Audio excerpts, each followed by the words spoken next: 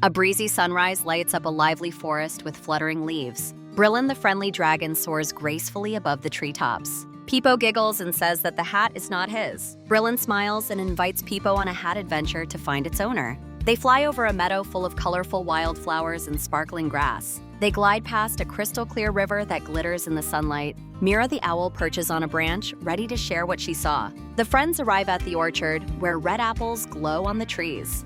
A little fox hops nervously, searching for something. The fox explains his favorite red hat was blown away by the wind. Brillin gently lifts the hat with his soft claws. He places the hat back onto the fox's head with care. Brillin reflects that a small act of kindness can brighten a windy day. As the sunset paints the sky orange and pink, Brillin's wings shimmer in the gentle breeze.